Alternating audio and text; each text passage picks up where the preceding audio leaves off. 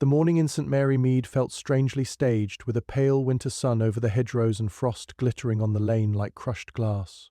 Curtains twitched more than usual, the postman cycled too fast, and even the church bells sounded too loud. Miss Marple noticed the village rhythm was off before anyone spoke, because quiet places always reveal disturbance in small ways. When Mrs. Price Ridley arrived, breathless and pink-cheeked from the cold, she did not sit properly, as if the news was too urgent. Her voice shook as she revealed that something dreadful had happened at Old Manor Cottage. Arthur Wellingham, the man who had rented the cottage only months ago, had been found dead in his study. He was not loved, but he was watched, the sort of man who smiled as if calculating and asked questions that never felt innocent. Emily Hart, who cleaned for him a few hours each week, used her key to enter at 9:30 and sensed something wrong immediately. The study door would not open, and no answer came when she knocked, even though she smelled smoke from the fireplace. Terrified, she fetched Mr. Booker next door, and together they forced the lock. Inside, Wellingham lay on the floor, his head struck by something heavy, yet no weapon was found. What turned fear into confusion was the fact that the study had been locked from the inside. The windows were bolted, the back door was secured, and there were no signs of forced entry except the lock Emily and Booker broke. Dr. Haydock arrived quickly and confirmed the death, but even he looked unsettled by the scene. Inspector Slack soon followed, and his usual certainty grew sharper as he paced the room and barked orders. Everyone expected the police to find a simple explanation, but the locked room mocked every obvious theory. In a village where people knew each other's footsteps, the silence of the night felt suddenly suspicious. Then Mrs. Price Ridley leaned in and shared the detail that had already infected the whole village with whispers. On the dark wooden floor, near the body, someone had written a message in chalk as if it were a childish prank. The words were stark, bright, and impossible to ignore, and Inspector Slack refused to let anyone wipe them away. The message read, "The dove knows," and beside it was a crude chalk mark like a star or cross. No one could explain what it meant, and the randomness made it feel more chilling than a clear threat. Miss Marple, however, did not look shockingly thoughtful, as if she had seen such misdirection before. Miss Marple's needles slowed as her mind began to work, connecting ordinary habits to extraordinary crimes. She asked who had visited Wellingham recently, and the list grew. A solicitor from Market Basing, a grocery boy, and a mysterious woman in a green coat. She asked whether anyone heard anything in the night, and the answers were weakeningly a vague memory of a door around 2 o'clock. Wellingham, they said, was careful and nervous, the type to check bolts twice, which made the locked room even more troubling. Miss Marple finally spoke softly, suggesting the killer either knew how to lock the room afterward or never needed to leave at all. And as the village pretended to be normal outside, the chalk message waited like a trap designed for the wrong mind to fall into. Miss Marple did not hurry to Old Manor Cottage as the others did, because she had learned long ago that haste belonged to the guilty and the foolish, while patience belonged to those who wished to see clearly. Instead, she finished her tea, folded her knitting with care, and allowed Mrs. Price Ridley's breathless account to settle into place like pieces on a board. When she finally walked down the lane, the village seemed to part around her, people stepping aside with the uneasy respect they gave to someone who noticed too much. At the cottage gate, the yew hedge stood stiff and dark, and beyond it the house looked peaceful, almost innocent, which Miss Marple found far more disturbing than if it had looked sinister. A constable stood near the path, trying to look important, and he hesitated when he saw her, clearly unsure whether to stop an elderly lady or to allow her through. Before he could decide, Inspector Slack appeared in the doorway, his face flushed with cold and irritation, and his expression tightened as if he had spotted an inconvenient problem. "Well, Miss Marple," he said, with forced politeness, "I suppose you've come to have a look." "I should very much like to," Miss Marple replied mildly, "if it is not too much trouble." Slack grunted, but he stepped aside, because refusing her always made him feel as if the village itself might judge him. Inside, the hall smelled faintly of coal smoke and something sharper, metallic and unpleasant. The cottage was neat in a rigid way, as though its owner had arranged everything to discourage comfort. Miss Marple followed Slack into the study, and at once she understood why the room had unsettled even Dr. Haydock. The fireplace had burned low, leaving a dull glow in the grate, and the air was stale, as if the room had held its breath.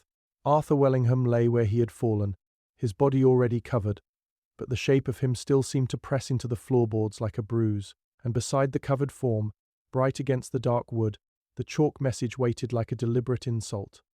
The dove knows. Miss Marple looked at the words without blinking, then let her gaze drift slowly over the rest of the room.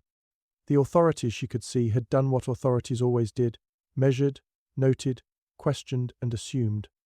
A desk stood against the far wall, drawers open, papers disturbed. A chair had been knocked slightly off its usual angle, and the rug was rucked up near the hearth. On a small side table sat a glass with a ring of dried liquid at the bottom, and beside it a decanter that looked as though it had been handled recently. Slack was talking, explaining the obvious details with the satisfaction of a man who believed facts were the same thing as understanding. But Miss Marple's attention had already settled on something far smaller.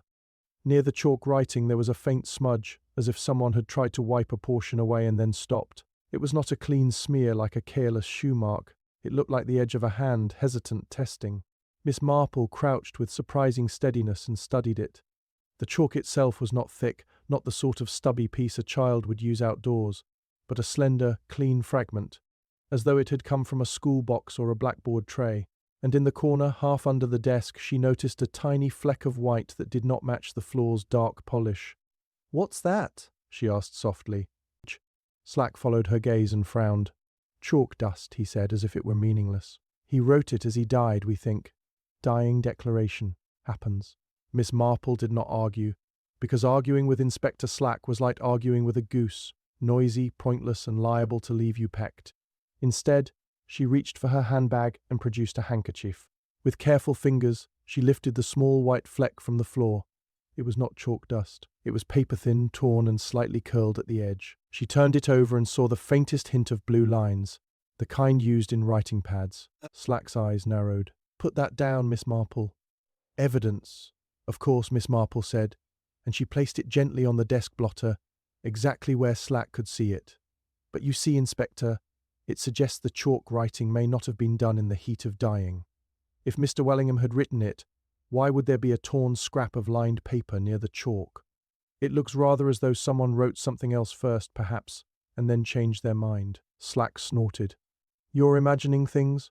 Before Miss Marple could reply, Sergeant Fletcher stepped in with Emily Hart, who looked as if she had not stopped trembling since morning. Her eyes were red, her hands clenched together so tightly her knuckles were white. She glanced at the covered body and flinched, then stared at the chalk words with a kind of horrified fascination. Miss Marple watched her closely, not unkindly, and noticed something the others did not. Emily's gaze did not move over the room like a person seeing it for the first time.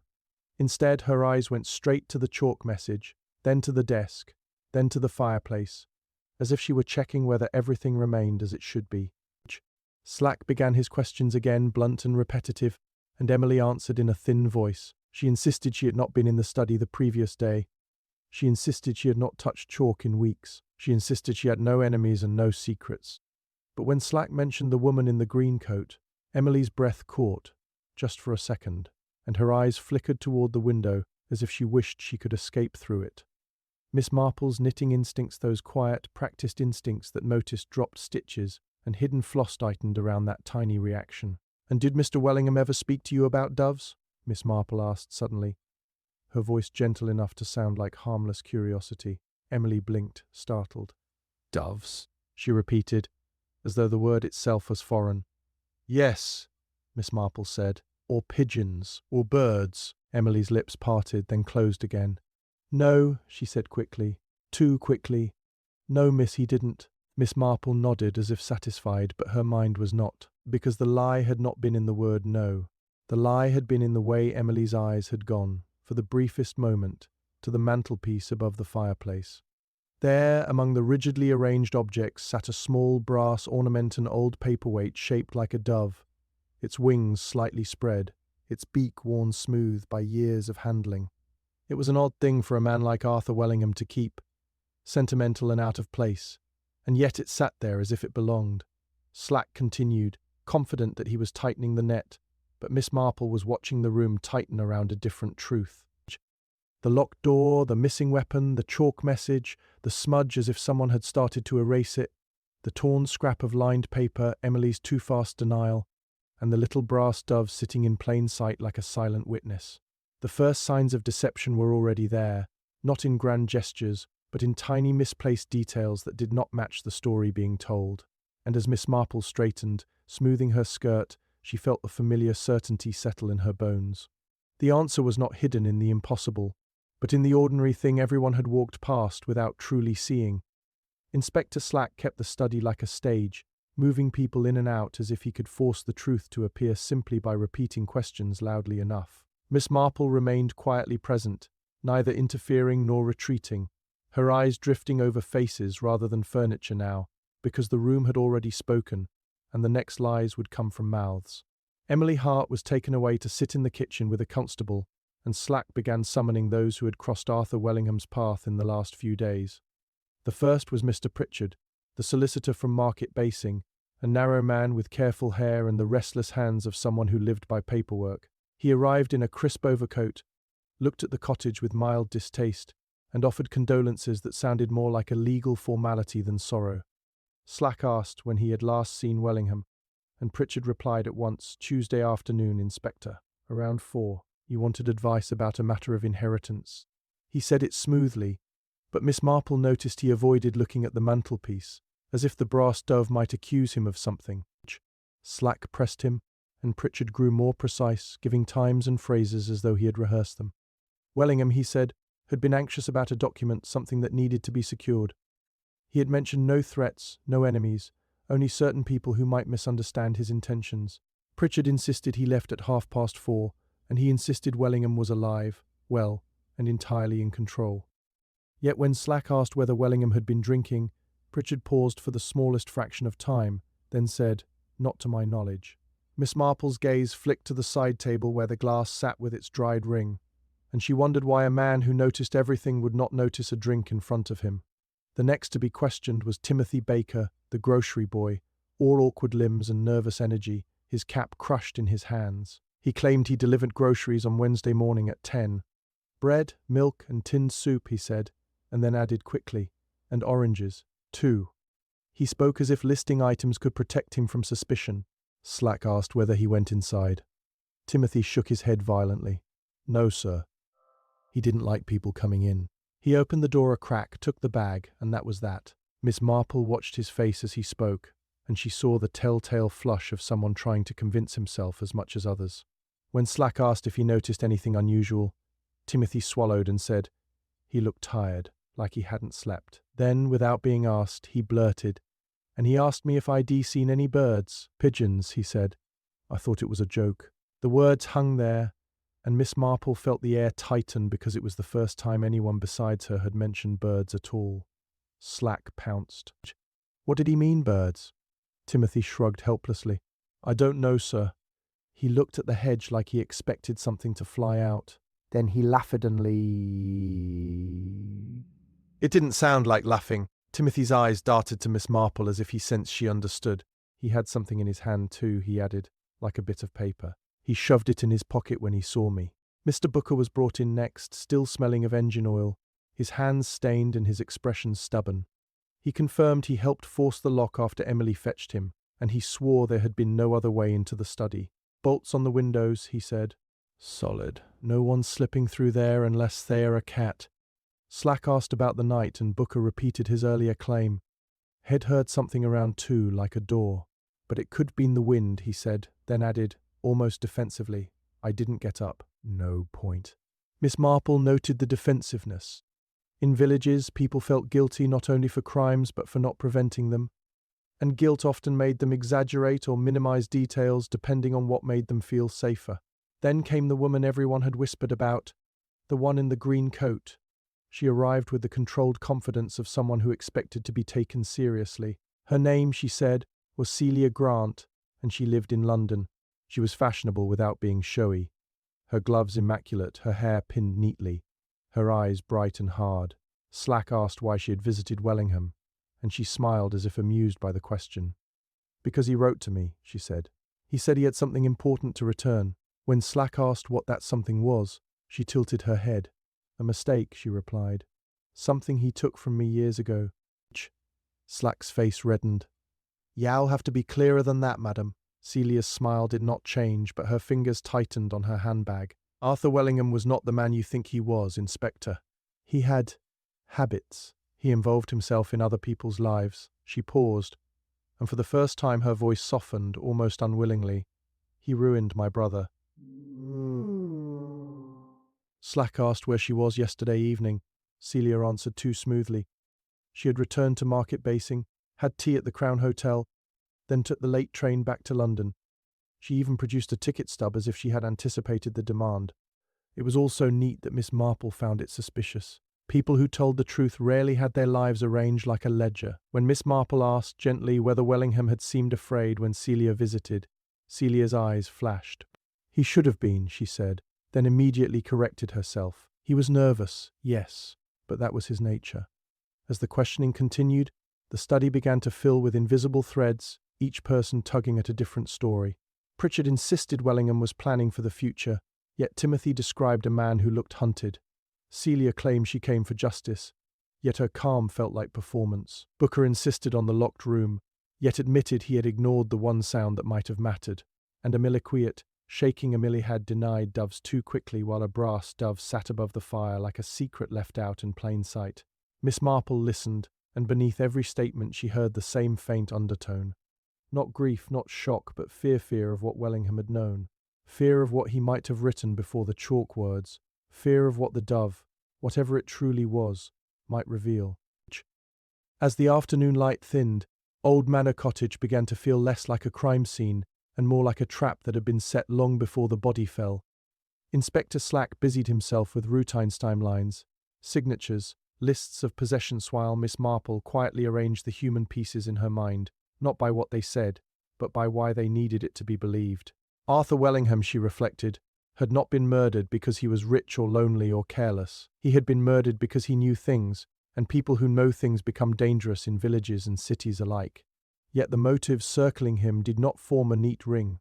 They overlapped like tangled wool, each strand pulling in a different direction, and the chalk words sat at the center like a false knot designed to distract. Slack returned to the study with a notebook, and the air of a man determined to force the case into a familiar shape.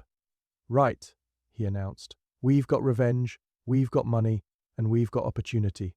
One of them did it, simple as that." Miss Marple said nothing, but she watched as Sergeant Fletcher laid out the first discoveries from the house. Wellingham's desk drawers had been searched, and though there were papers, there was nothing personnel, no photographs, no letters of affection, no obvious ties. There was, however, a locked metal box, now forced open, containing a thick envelope of cash and a small stack of documents with names and dates. Slack looked pleased, as if cash automatically meant greed. Fletcher reported that Wellingham had withdrawn a large sum from Market Basing Bank only a week earlier. "So," Slack said triumphantly, "someone knew he had money here." But the cash, Miss Marple thought, was too visible. If the motive was simple theft, the killer would have taken it. Instead, the envelope sat untouched, like bait left deliberately on the hook. She asked, very softly, what the documents were. Fletcher hesitated, then admitted they looked like records payments, notes, initials, amounts. Not a will, not deeds, but something more secretive. Pritchard, when asked, had gone stiff and said only that he had advised Wellingham to put his affairs in order. Miss Marple remembered his careful hands and the way he avoided the mantelpiece, and she wondered if the solicitor's motive was not greed but fear of exposure. Celia Grant's motive, on the surface, was the easiest, revenge. She had said Wellingham ruined her brother, and there was a bitterness behind her polished calm that felt real. Yet her alibi was too prepared, and revenge rarely bothered with chalk riddles. Revenge was blunt, personal, and satisfied by the act itself. The chalk message felt like something meant to mislead others, not something meant to soothe a wounded heart. Still, Miss Marple did not dismiss her. People who had been wronged sometimes became experts at lying, because they had spent years rehearsing the truth no one wanted to hear. Then there was Timothy Baker, the grocery boy, whose fear had been almost painful to watch. His motive seemed absurd at first. What could a boy want with an older man's death? Yet Miss Marple had lived long enough to know that young people often carried the sharpest desperation. Timothy had said Wellingham asked about birds, and he had seen paper in his hand. Perhaps Wellingham had threatened him. Perhaps he had paid him. Perhaps he had trapped him in some small shame. In villages, the smallest scandal could feel like a hanging sentence. And if Wellingham had been the sort of man who involved himself in other people's lives, then even a grocery boy might have a reason to want him silent. Emily Hart's motive was harder, because she looked like a victim of the day rather than its architect. Yet she had the key, she knew the house, and her eyes had gone straight to the chalk message as if she feared it might change. Miss Marple asked Slack later whether Emily had any family. Slack scoffed. No one important, he said. Just her and her mother in the little cottage by the allotments. She needs the money. That's motive enough. But Miss Marple did not agree. Needing money made people steal. It did not usually make them arrange locked rooms and cryptic chalk phrases. Emily's motive, if she had one, would be something tighter, more personal, perhaps connected to the brass dove above the fireplace that did not belong in a cold man's study. And then there was the locked room itself, the problem that refused to sit quietly in any theory. If the killer had been inside the study, how did they leave? If they had been outside, how did they strike? Slack muttered about secret passages, about windows opened and shut, about clever tricks, but his explanations grew less confident the more he spoke. Miss Marple returned again and again to the ordinary. The rug rucked up, the chair slightly askew, the glass with dried liquid, the faint hand smear near the chalk, the torn scrap of lined paper. She asked Fletcher whether they had found chalk anywhere else in the house. He said no. She asked whether there was a blackboard, a child's slate, anything of the sort. Again, no. The chalk had come from somewhere specific, carried in deliberately. By early evening, the web began to reveal a pattern. Wellingham had been anxious, withdrawing cash, speaking of documents, watching hedges for birds. He had met Pritchard, then Celia, then received Timothy at the door, and sometime after that before Morninger had died. Someone had wanted something from him, and someone had wanted something hidden. The motives did not compete, they piled atop one another. Greed for money, yes, but also greed for silence. Revenge, yes, but also fear of what revenge might uncover. Jealousy, perhaps, not romantic, but social resentment of a man who held power by knowing other people's secrets. Miss Marple felt the maze tightening, not because the answers were far away, but because too many people had reasons to lie, and the truth was being buried under their competing stories like chalk dust rubbed into dark wood. When she finally looked again at the brass dove, she noticed something new. Its wings were slightly dusty, except for one smooth spot along the back, where fingers had touched it recently, and in that small detail, Miss Marple sensed the first clear line through the motive maze. The dove was not decoration. It was a tool, a symbol, or a hiding place, and whoever had touched it last had done so with purpose, not sentiment, leaving behind the faintest trace of panic in the polished metal. By the time the lamps were lit in Old Manor Cottage, Inspector Slack had reached the stage of an investigation he enjoyed most, the moment when he could see a conclusion approaching and begin shaping everything toward it. The study was warmer now, the fire coaxed back into life by a constable, and the chalk words still glared on the floor like a taunt. Slack stood with his notebook tucked under one arm, his shoulders squared, as though the case were already settling into a tidy report. Miss Marple remained near the mantelpiece, her gaze drifting occasionally to the brass dove, and she felt the faint unease that always came when the wrong person began to sound certain.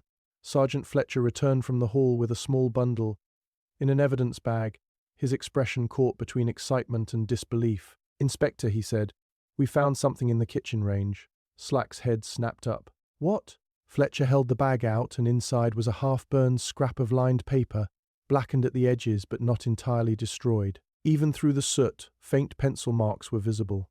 Slack's eyes widened as if the cottage itself had just confessed. They bent over it at the desk, and Fletcher carefully read what could be made out. It was not a full sentence, only fragments, but enough to make Slack's mouth tighten with satisfaction.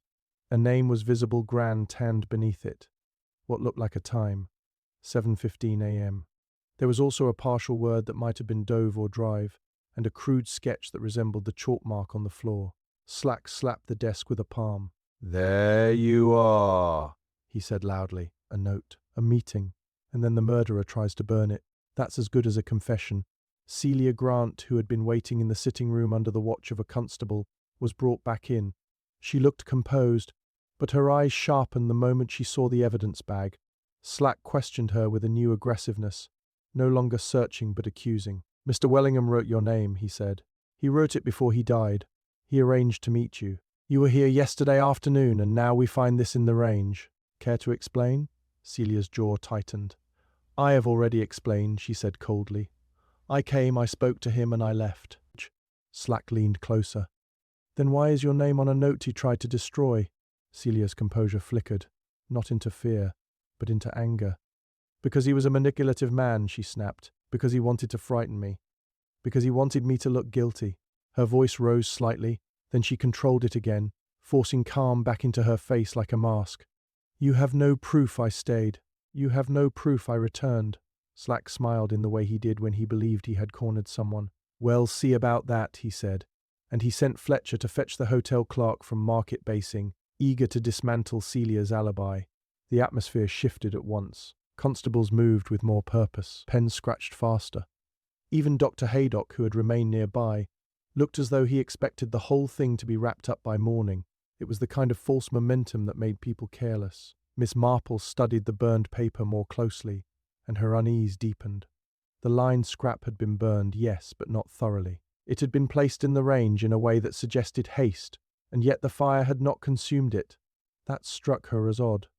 Anyone truly desperate to destroy evidence would have ensured it was gone, not left half legible in the ashes like a gift to the police. She also noticed something else. The pencil marks were light, as though the writer had been pressing gently, and the handwriting what little remained did not resemble the bold, angular style of the chalk words. The chalk message looked like someone trying to imitate simplicity.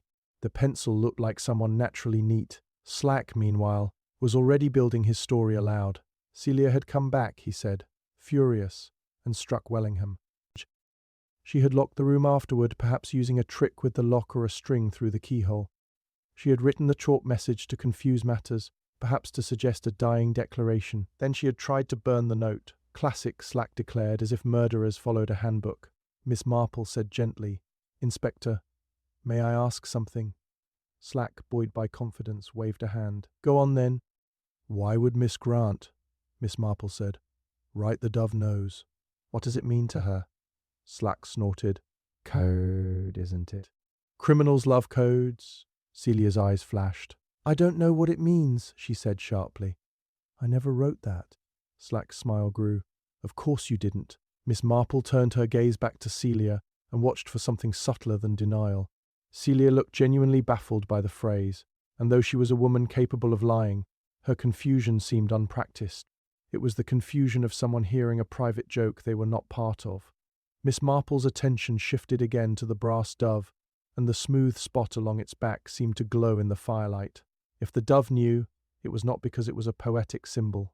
It was because it held something seen, something hidden, something recorded. When Fletcher returned with the hotel clerk, Slack's triumph faltered slightly. The clerk confirmed Celia had taken tea at the Crown, but he could not swear she stayed the whole evening. Lots of people come and go, he admitted. She paid, yes. She was there, yes. But I can't say what time she left. Slack's face tightened, but he recovered quickly. It was enough, he decided. It always was for him. A crack in an alibi was a door wide open. Yet Miss Marple felt the opposite. The more Slack pushed, the more the case began to look staged. Celia was an obvious suspect, the kind police loved. Dramatic motive, visible anger, a London address that made her seem less one of us. And now, conveniently, a burned note with her name appeared in the kitchen range, as if the cottage itself had decided to help the inspector. It was too neat, too eager. Like a false stitch in knitting that sat perfectly until the moment it unravelled, Slack began making arrangements to take Celia back to Market Basing for further questioning, his voice loud with satisfaction. The constables looked relieved, as if the fear in the village could now be packed away with the evidence. But Miss Marple's mind remained restless, because the chalk message still lay on the floor, and the brass dove still sat above the fire, untouched, silent, and patient. And somewhere beneath the inspector's false victory, the real criminal remained comfortably in shadow, watching the blame fall exactly where it had been designed to fall, waiting for the moment when everyone would stop looking. Miss Marple remained in the study long after Inspector Slack had left to arrange Celia Grant's temporary detention, her gaze drifting once more to the brass dove above the fireplace. The small object, polished and incongruous in the otherwise austere room, seemed to contain more history than anyone suspected. She reached up and touched the smooth back, her fingers tracing the faint scratches and dust, and suddenly a memory surfaced, a long-forgotten detail from a case in Market Basing some years ago. A dispute over a family inheritance, a missing ledger, and a small bird-shaped trinket that had been dismissed as sentimental. She frowned. It was the kind of coincidence villagers never forget, because coincidences in human affairs were rarely innocent. Somehow the past had crept into the present, weaving threads the police had overlooked entirely. Miss Marple recalled the solicitor, Mr. Pritchard, and his meticulous avoidance of the mantelpiece during questioning. His careful hands, his rehearsed responses, and the slight tightening of his lips suggested not only awareness but experience with delicate matters. Then there was Celia Grant, whose brother had been wronged, whose life had intersected with Wellingham's years before, and Timothy Baker, the boy who had seen the paper Wellingham held and mentioned the doves. The threads began to tangle in Miss Marple's mind, and a pattern formed. All of them had touched, in some way, a chapter of Wellingham's past that involved secrets, debts, and minor betrayals. It was a web that stretched back years, but the chalk message, the brass dove, and the half-burned note suggested that someone had known precisely which old secrets could be exploited to confuse and mislead. She thought of Emily Hart, the housemaid, whose nervous glances toward the chalk writing had been far too quick. On the surface, she appeared innocent, an unconnected witness, but her keen awareness of small details hinted at familiarity. And what of the green-coat woman? Celia's claim of revenge for her brother's ruin was clear, but could the thread of that past intertwine with the solicitor's caution, the boy's involvement, and even Emily's unexpected presence? Villagers preserved memory the way a ledger preserves numbers, every detail noted, nothing ever entirely erased. Miss Marple felt that the crime at Old Manor Cottage was not a simple act of passion or greed, but a careful orchestration, guided by knowledge of what each person feared most from the past. Her attention returned to the brass dove. She lifted it carefully from the mantel and turned it over, revealing a hollowed underside, faintly dulled by age and handling. Inside was a folded slip of paper, yellowed and fragile, that had clearly been hidden for years. Unfolding it, she read the faded writing and felt her heart quicken. It was a ledger of names, dates, and amounts payments, debts, favours, and missteps, all of which tied together individuals who had otherwise appeared disconnected. The same names resurfaced in her mind: Pritchard, Celia's family, even Wellingham himself, whose meticulous records had ensured that every misdeed, every slight, and every favour was catalogued in ink and memory. The chalk message, previously seeming childish or cryptic, now hinted at warning, accusation, or revelation. The dove knows. And indeed it had carried that knowledge silently, waiting for someone to recognise its meaning. Miss Marple traced the connections further. Timothy Baker, though young, had been present in minor ways when Wellingham had collected information from villagers and visitors alike. The boy's casual observation of birds' pigeons, doves suddenly appeared less random and more symbolic. Perhaps Wellingham had used the metaphor as a warning, recording in his own cryptic style the existence of past grievances. Celia Grant's apparent alibi and rehearsed anger were no longer enough to absolve her. Her historical grievance tied her into the ledger, as did Mr. Pritchard's fear of exposure. And Emily Hart, despite her apparent innocence, had been the one to notice, perhaps to protect, perhaps to mislead, as the custodian of daily household details who could move unnoticed through small spaces. By twilight, Miss Marple felt the room settle around her like the final pieces of a puzzle waiting to be fitted together. The case was no longer about a single act of greed or revenge, but about the cumulative weight of hidden histories, the unresolved matters of years pressing against the present. Every suspect had a place in the ledger, every motive a past echo, and every overlooked glance or gesture suddenly gained meaning. The chalk message, the brass dove, the burned scrap, the nervous boy, the rehearsed visitor, and the wary solicitor were no longer isolated elements. They were strands of a single, intricate tapestry.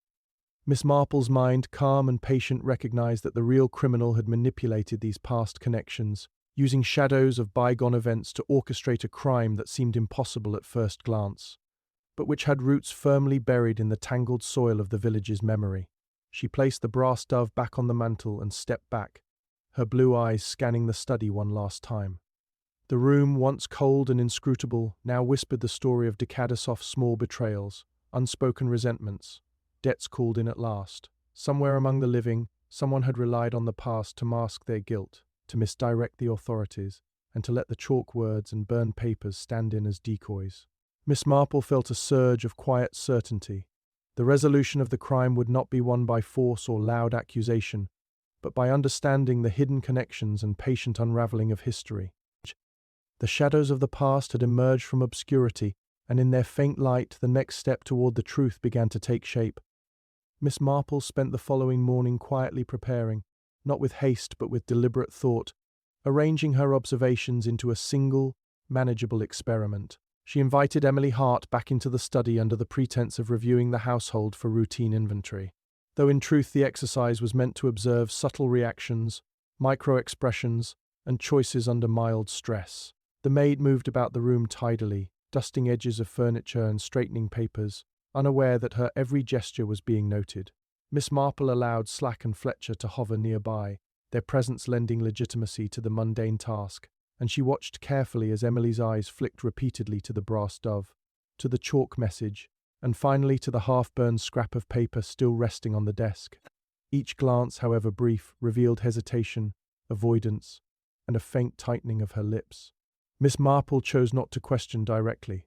Instead, she introduced small distractions, lightly moving objects as though absent-minded, rearranging the ledger, tapping lightly on the mantel, and adjusting the position of the decanter on the side table. The intention was subtle, a test of attention and guilt. Those burdened by secrets often react, not by speaking, but by involuntarily revealing themselves through small, almost imperceptible signals. Miss Marple watched Emily pause at each adjustment, her hand freezing mid-dust, her back stiffening, and her gaze returning repeatedly to the brass dove. Miss Marple murmured softly to herself, as though thinking aloud, "A dove is a watchful thing, isn't it? Quiet, yet knowing everything." It was a deliberate suggestion, planting an image while observing instinctive reactions.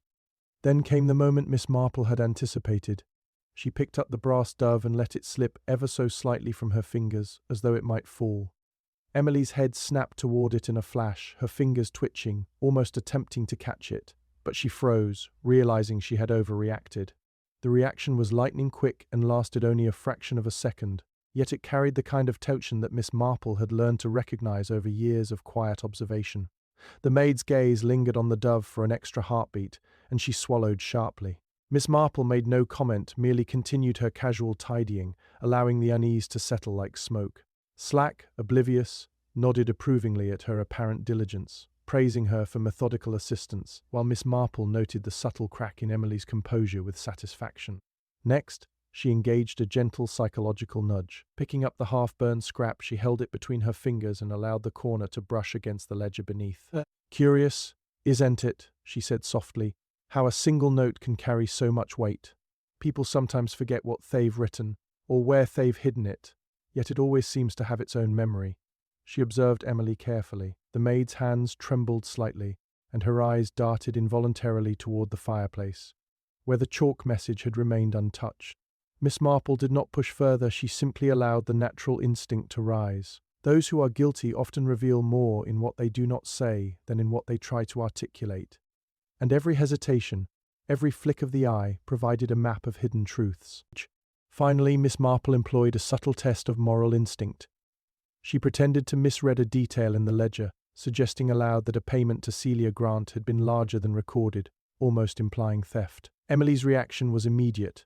A gasp, a small step backward, and her fingers clenching on the edge of the desk as though to steady herself. The response was not conscious, yet it betrayed knowledge she had hoped to conceal. Miss Marple smiled faintly to herself, as though knitting an invisible pattern from threads no one else could see.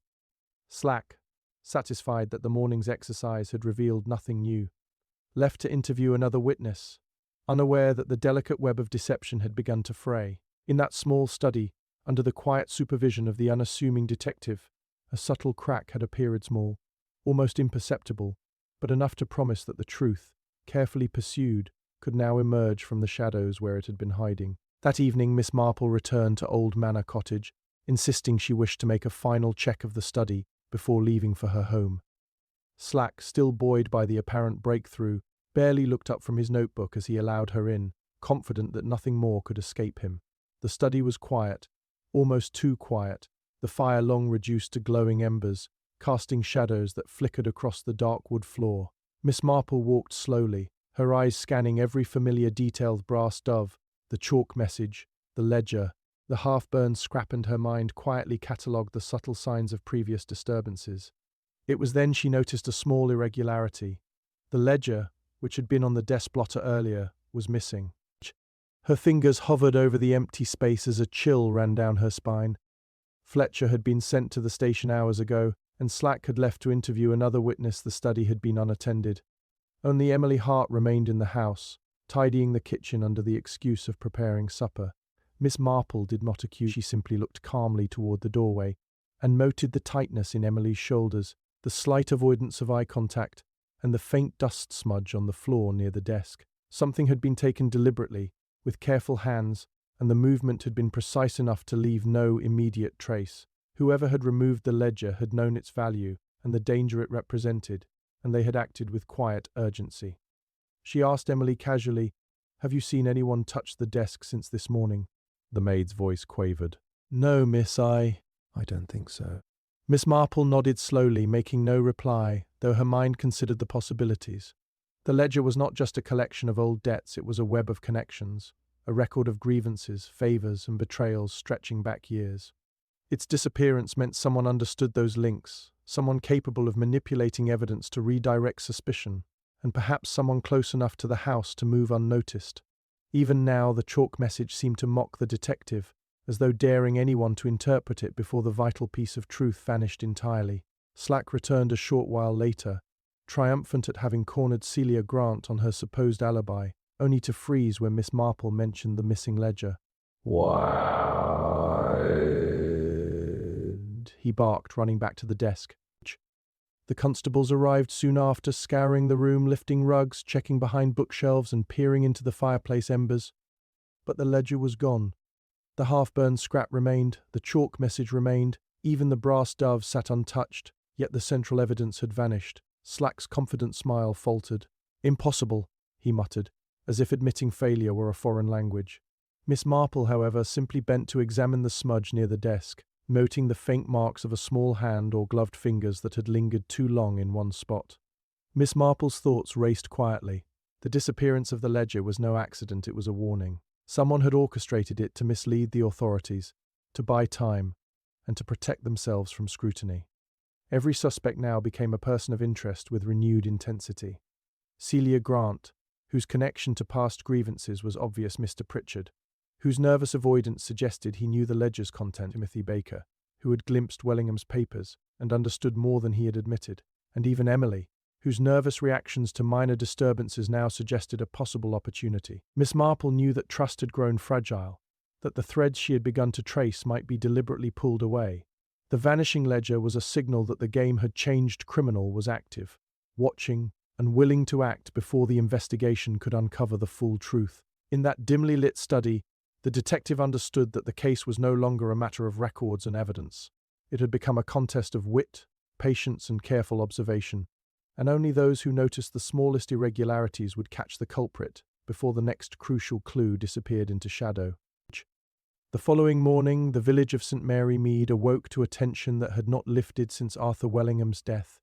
Though few realized how dangerous the calm had been, Miss Marple returned to the cottage with a quiet determination, her eyes still tracing the subtle smudges, the empty space on the desk, and the brass dove, which now seemed less a decoration than a sentinel. Slack and Fletcher arrived shortly after, buzzing with energy over the supposed breakthrough of Celia Grant's alibi, unaware that the real threat was far from contained. As Miss Marple examined the hearth, she noticed a faint, almost imperceptible scratch along the wood's edge, suggesting someone had moved through the room in the early hours. The air felt heavier, charged with a presence unseen, yet palpably close. Before she could draw further conclusions, a sharp knock on the door startled everyone.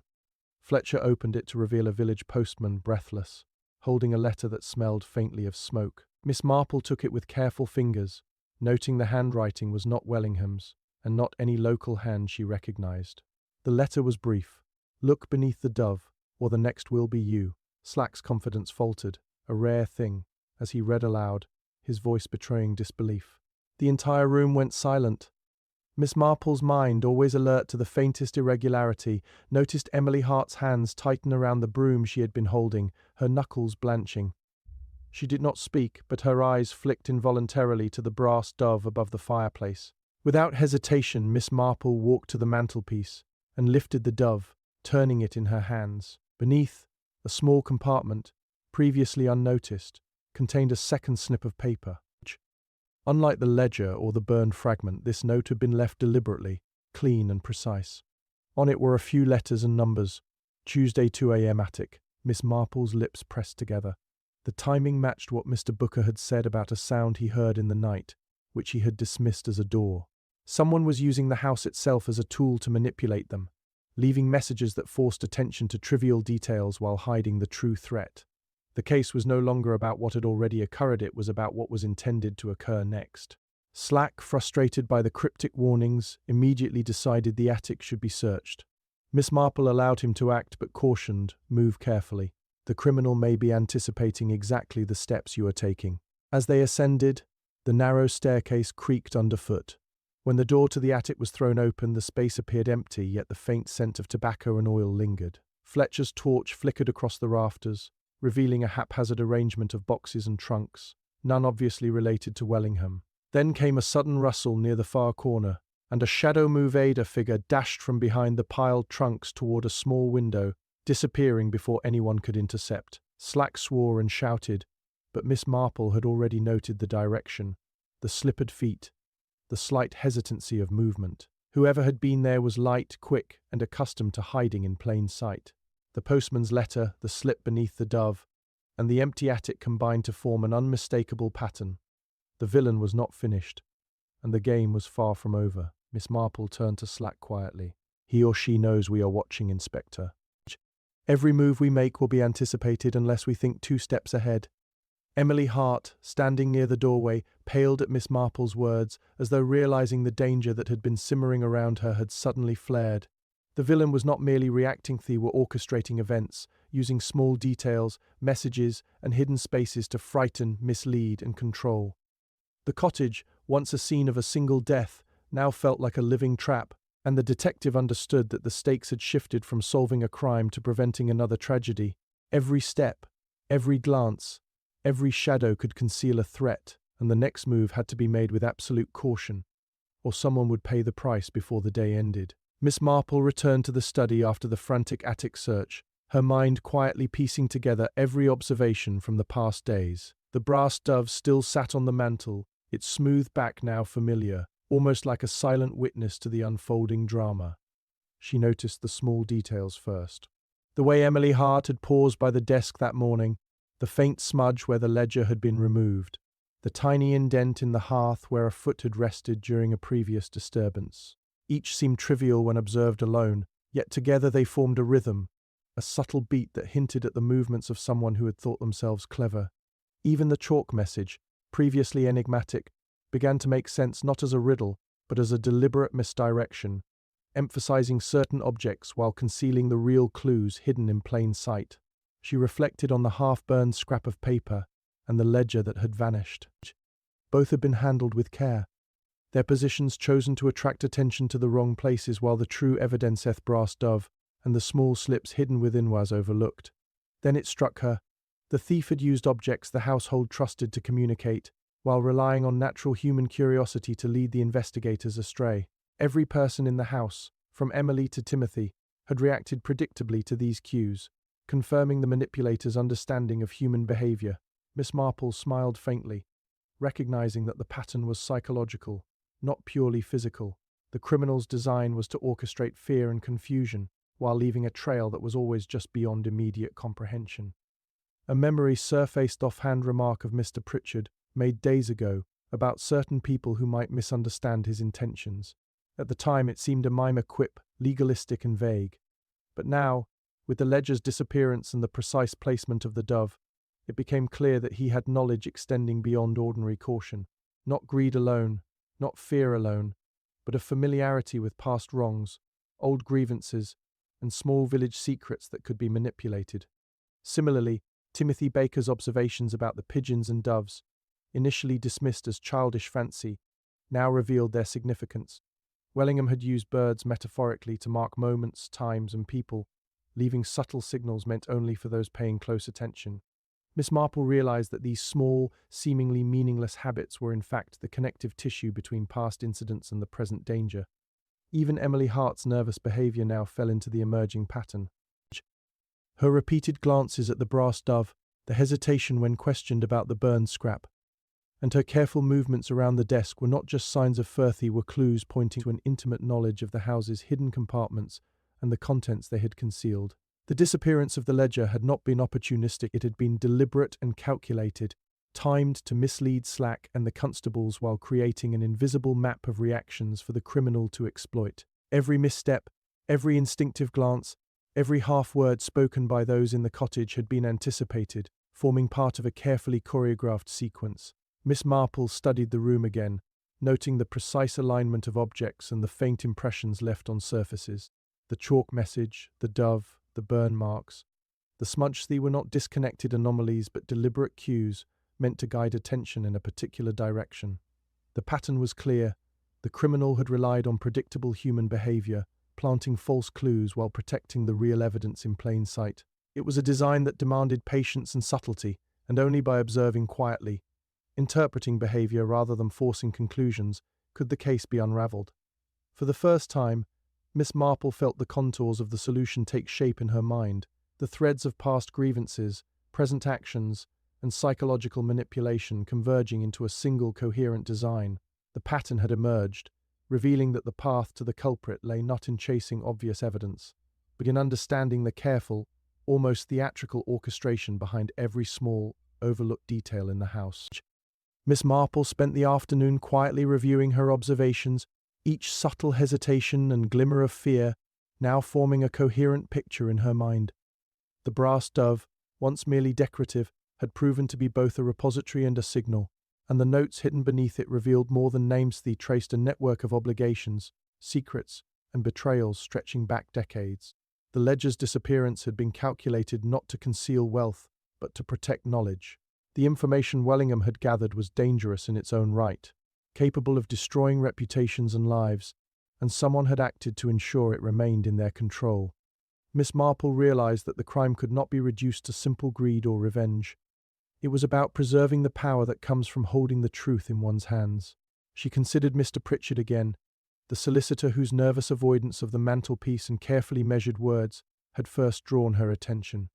He had known about the ledger, about Wellingham's meticulous record-keeping, and he had also known that the information could implicate not only himself but others in the village. The ledger had contained evidence of favours called in and debts owed, including secrets that could ruin families, friendships, and reputations. Pritchard's actions, the carefully orchestrated placement of clues, and the selection of those who might witness the disappearance of evidence, all pointed to someone who valued knowledge more than money, and control more than appearance.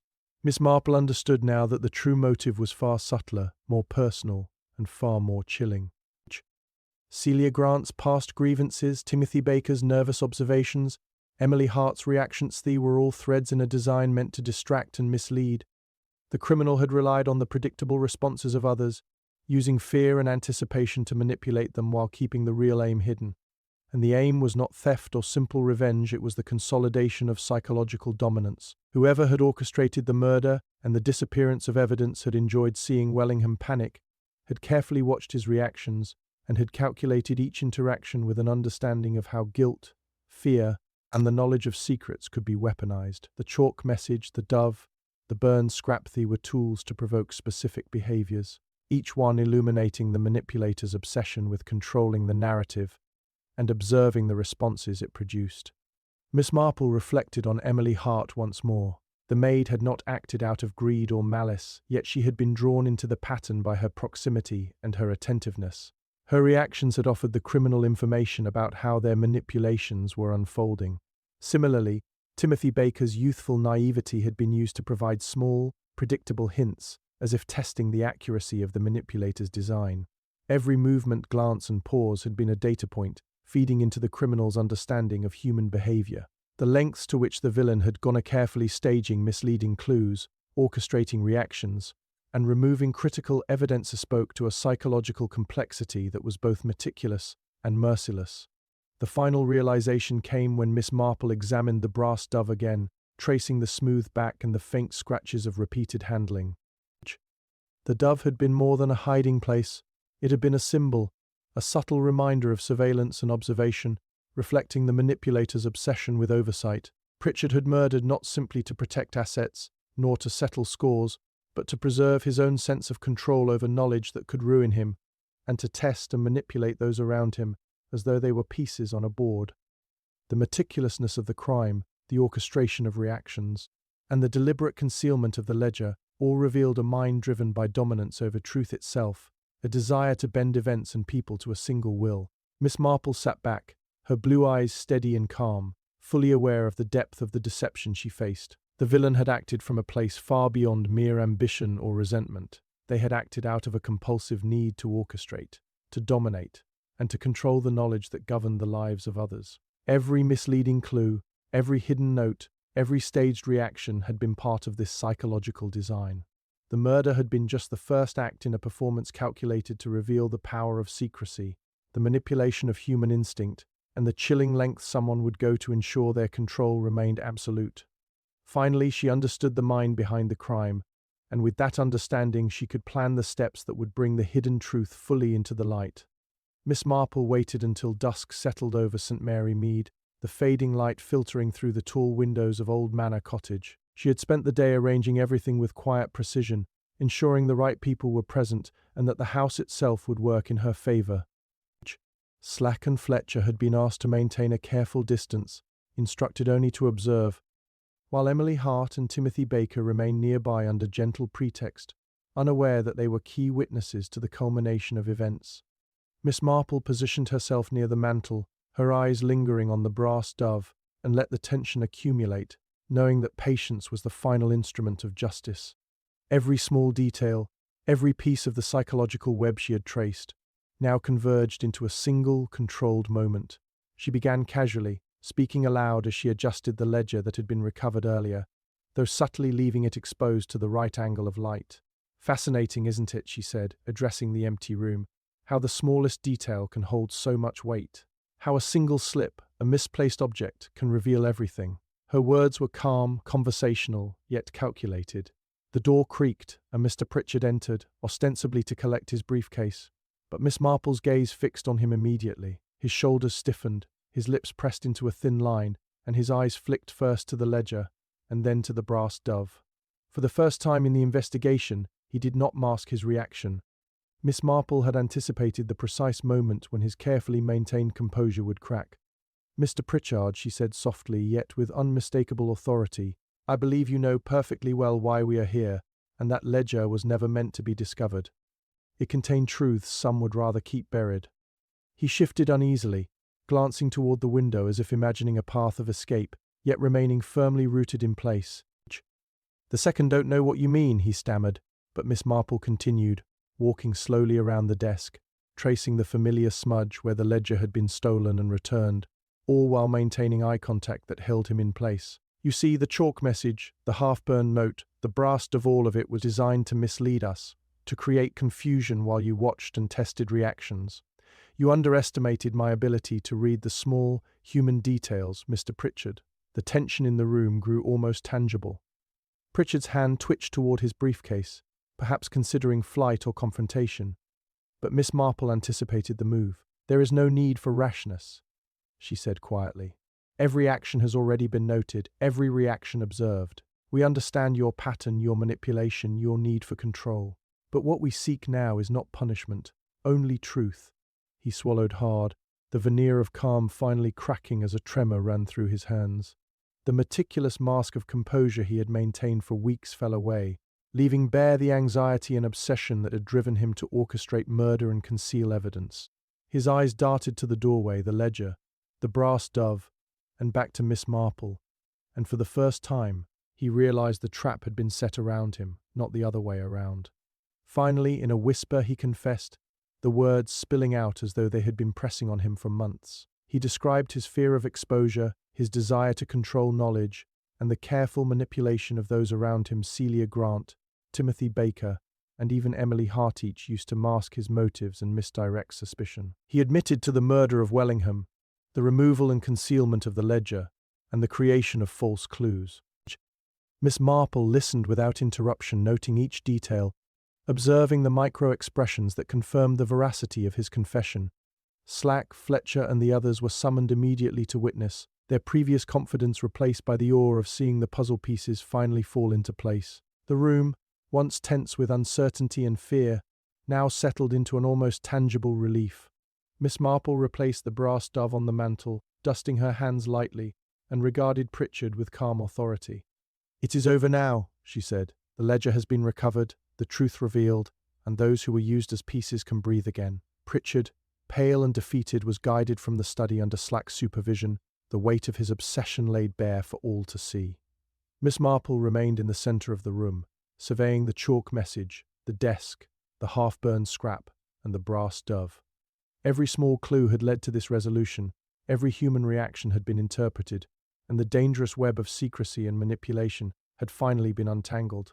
The case was concluded, not with force, but with patience, observation, and the quiet power of understanding human nature at its most subtle and revealing. Miss Marple lingered in the study, the house now quiet, the brass dove resting calmly on the mantel, as Slack and Fletcher busied themselves with documenting Mr. Pritchard's confession. The villagers had begun to whisper of closure, of justice served, and even Emily Hart moved with a lighter step, her tension eased by the certainty that the immediate threat had passed. Yet Miss Marple felt a faint disquiet, a tug in the back of her mind, that the surface calm did not reflect the full truth. She walked slowly to the desk, examining the smudges once more, and her eyes fell on a small detail she had almost dismissed: a tiny pencil mark at the corner of the ledger, faint but deliberate, one that had gone unnoticed during the initial search. Something about its angle, the pressure of the stroke, suggested a different hand entirely. She crouched to inspect it closely, and a pattern emerged that Slack had overlooked entirely. The mark was not Pritchard's. It was lighter, more precise, and almost playful in its execution, the kind of handwriting associated with someone careful, intelligent, and unnoticed. Miss Marple's blue eyes narrowed as she traced the line with a fingertip. It was then she remembered the boy, Timothy Baker, who had observed Wellingham's habits and had been unusually attentive to small birds, the brass dove, and subtle movements in the house. Could he have left this mark, or was it a signal to someone else? A shiver ran along her spine. These was no ordinary afterthought. It suggested that Pritchard, meticulous as he was, might not have been the only mind orchestrating events. Someone else had been influencing, guiding, perhaps even manipulating him. The thought crystallized when she called Emily Hart back into the study under the guise of retrieving forgotten cleaning implements. The maid entered hesitantly, and Miss Marple's gaze immediately caught the tiny crease on the sleeve, faintly burned as though by a candle, which had not been there before. Miss Marple asked casually about the crease, noting Emily's slight hesitation, the way her eyes flicked toward the brass dove, and then away. "It's nothing, miss," Emily said quickly. But Miss Marple's intuition, honed over decades of human observation, told her otherwise.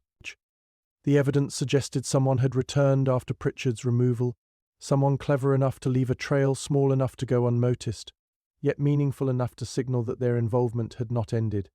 By piecing together the remaining anomalous pencil mark, the burn on Emily's sleeve, the subtle adjustments to objects in the study, Miss Marple realized the shocking truth. Pritchard had acted as an instrument rather than the mastermind. The real criminal had exploited his obsessive need for control and his fear of exposure, using him as a shield while orchestrating the chaos from a place entirely unsuspected. Her mind raced through the possibilities, recalling conversations, small gestures and reactions that had seemed insignificant at the time. It was a person who had observed everyone in the house carefully, manipulating clues and behaviors, a shadow guiding the confession and the removal of the ledger to create the illusion of resolution while maintaining their own secret. Miss Marple calmly called Slack back into the room and explained her findings in measured tones, emphasizing the need for discretion to prevent panic. "Inspector," she said, while Pritchard confessed, his actions were prompted by someone else. He is a tool, not the architect. The ledger's disappearance, the chalk message, the brass dove, these were all orchestrated under someone else's direction. Slack's eyebrows shot up, disbelief clear, while Fletcher shifted uneasily. Miss Marple motioned to the desk and the subtle marks she had found, tracing them slowly with a finger.